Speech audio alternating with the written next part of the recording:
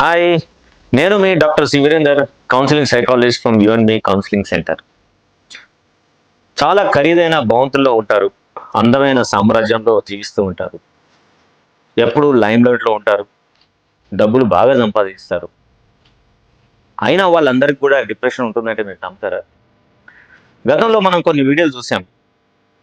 మన దీపికా పడుకోనే, అలాగే ఆలియా భట్, ఇలాగే ఎంతోమంది సినీ స్టార్స్ ధైర్యంగా ముందుకొచ్చి ప్రజలందరికీ తెలిసేట్టుగా మేము డిప్రెషన్లోకి వెళ్ళాము, దానికోసమని మేము మందులు కూడా వాడాము, థెరపీలు తీసుకున్నాము, అప్పటి నుంచి మా జీవితం బాగుంటుంది.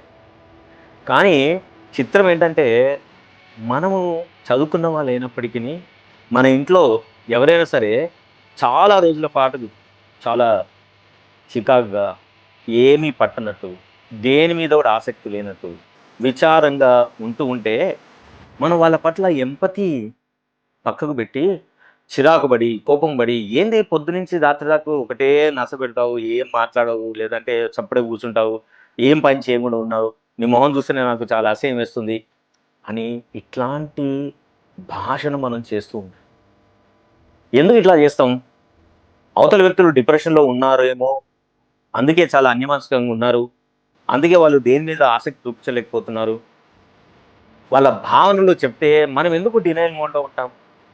ఎందుకంటే మనకి జ్వరం వస్తే దాని సిమ్టమ్స్ ఏందో తెలుస్తాయి, కరోనా వస్తే దాని సిమ్టమ్స్ ఏందో మనకు తెలుస్తాయి. కానీ ఒక వ్యక్తి డిప్రెషన్లో ఉంటే నిజానికి ఎలాంటి సిమ్టమ్స్ ఉంటాయో మనలో చాలా మందికి వాటి పట్ల అవగాహన ఉండదు. కాబట్టి అవతల వ్యక్తులు నేను డిప్రెషన్లో ఉన్నారంటే వాడిని అర్థంగా మనం కొట్టేస్తాం, మనం యాక్సెప్ట్ చేయం. సో డిప్రెషన్ అంటే ఏంటి, డిప్రెషన్లో ఎలాంటి సిమ్టమ్స్ ఉంటాయి అని అంటే, డిప్రెషన్లో ఉన్న వాళ్ళకి దాదాపుగా రోజంతా చాలా విచారంగా ఉంటుంది, దేని మీద ఆసక్తి ఉండదు, ఎంతో ఇష్టంగా చేసే పనుల పట్ల కూడా విపరీతమైన వెగటు పుడుతుంది, ఎవరితో మాట్లాడాలనిపించదు, చీకట్లో ఉండాలనిపిస్తుంది, వీలైతే చెద్దరు ముసుగేసుకొని పడుకోవాలనిపిస్తుంది, ఆకలి అయితే ఎక్కువ ఇస్తుంది, లేకుంటే అసలే ఆకలి కూడా వేయదు, నిద్ర అయితే ఎక్కువ నిద్రపోతాం, లేకపోతే అసలు నిద్రపోతాం, ఉన్నట్టుండి అకారణంగానే ఏం రీజన్ ఉండదు అని చాలా దుఃఖం వచ్చేస్తుంది. అప్పుడప్పుడు మనం ఏడుస్తాం, ఎక్కువ మంది అయితే బాత్రూంలోకి వెళ్ళి ఏడుస్తారు, లేదంటే రాత్రి కూడా పడుకొని తలగడలు పెట్టుకొని తలగడలు ఏడుస్తూ ఉంటారు.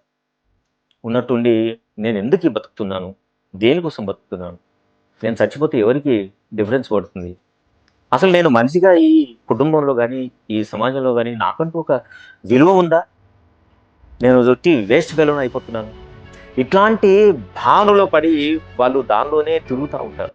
ఇవన్నీ కూడా డిప్రెషన్ లక్షణాలు. ఇలాంటి భావనలు ఎవరైనా మీ ఇంట్లో లేదు మీ స్నేహితుల్లో పదే పదే పదే పదే మీకు చెప్తున్నారంటే దయచేసి గమనించండి, వాళ్ళందరూ డిప్రెషన్లో ఉన్నట్లయితే. డిప్రెషన్లో నుంచి బయటికి రావడానికి మనకు చాలా ప్రక్రియలు ఉన్నాయి.